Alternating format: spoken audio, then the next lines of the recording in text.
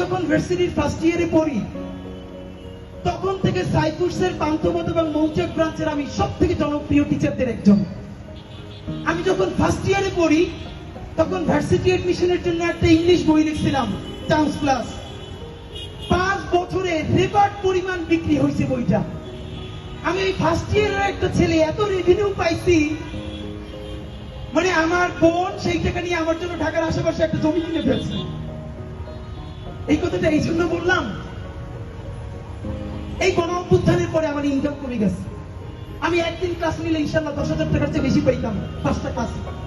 আমি আইএলটিএস এর যে প্রাইভেট ব্যাচ পড়াইতাম, স্পেশাল ব্যাচ শুধু রিডিং এর, সেখান থেকে অনেক বেশি ইনকাম হইতো।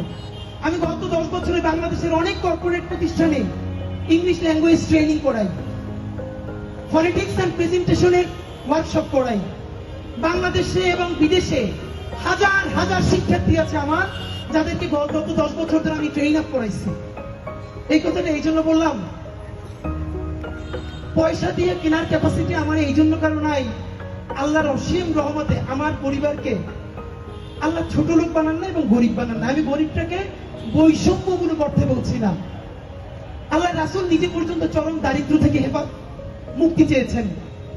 চরম দারিদ্রের কারণে মানুষ দুর্নীতি করে। যতটুকু দারিদ্র থাকলে দুর্নীতি করে, আল্লাহ আমার ওই দারিদ্রের মধ্য দিয়ে কোনোদিন নেন নাই। আপনারা দোয়া কইরেন আল্লাহ যেন আমারে ওই পরিমাণ দারিদ্র অথবা দুনিয়ায় আল্লাহ ছাড়া কোনোদিন কারো কাছে মুখাপেক্ষী না করে। আমি যেন হালাল পয়সায় নুন ভাত ডাল ভাত খাইয়া, এই যে আমি খাইলে যেন আমার টিমের সবাইকে নিয়ে একসাথে খাইতে পারি। আপনারা অনেকেই আমারে কিছু খাওয়াইতে চান, গত 1 বছর ধরে জানেন। মানুষ কিছু একটা খাওয়াইতে খুশি হয় না?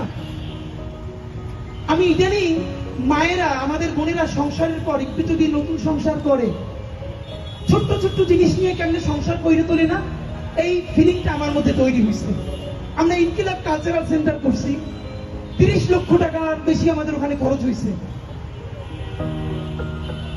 10 টাকা 20 টাকা 50 টাকার জিনিস নিয়ে আমাদেরকে যে যা দিতে চায়, জানেন এই টিমের সবাই কেউ কোনোদিন বাড়ি নিয়ে যায় না, সব থেকে ভালো জিনিসটা সেন্টারে নিয়ে আসে।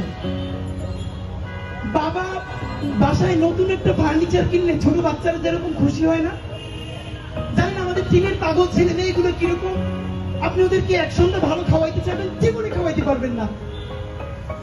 আপনি ওদের জন্য যদি বলেন সেন্টারে খুব ভালো একটা জিনিস কিনে দিবেন, ওরা এত খুশি হয়।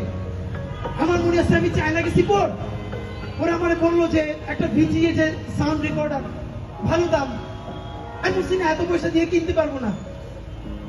কিন্তু এরপরে আমি ওদের জন্য ম্যানেজ করে কিনে আসছি, এটা ওদের কারণ সেন্টারের জন্য।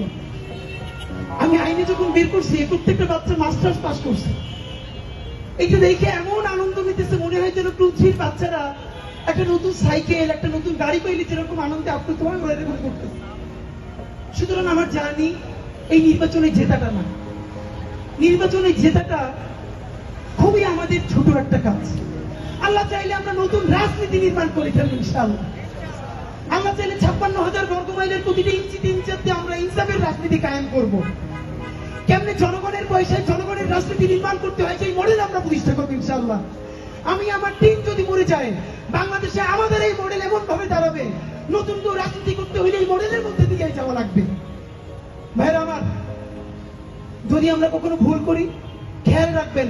অনেকে বলে ভাই আপনারা বিশ্বাস করি নিজের জীবনের চাইতেও বেশি, প্লিজ কোনদিন ডিসঅনেস্ট হই না। আপনাদেরকে আমি একটা কথা বলি, আমার এত বিশ্বাস আপনারা করবেন না। অন্ধভাবে নিজের সন্তানকেও বিশ্বাস করবেন না, অন্ধভাবে নিজের বাবা মা স্ত্রীকেও বিশ্বাস করবেন না। ভাইয়েরা, এক চক্ষু দিয়ে আমাদেরকে বিশ্বাস করবেন, অন্য চক্ষু আমাদেরকে পাহারা দেওয়ার জন্য রাখবেন। আমরা বিশ্বাস করে ধরা খাই, তবুও বিশ্বাস করা ছাড়া তো আমাদের আর কিছু নাই। কিন্তু একটা চোখ খোলা রাখবেন, যেদিনই ভুল করব, কোন বিচ্যুতি মনে হবে, শুধরাই দিবেন, বলবেন ভাই এটা কিন্তু মনে হয় ভুল হচ্ছে।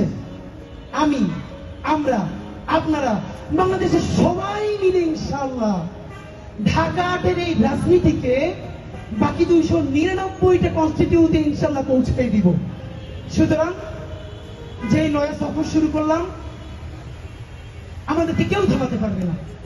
কোন হেভিওয়েট, কোনো পয়সা যদি থামাইতেই পারতো তাইলে আজকে এরকম ঐতিহাসিক র্যালি হইতো না। আপনারা বলেন তো, আমি মাঝে মধ্যে র্যালির সময় পিছনে ফিরে তাকাই দিছিলাম।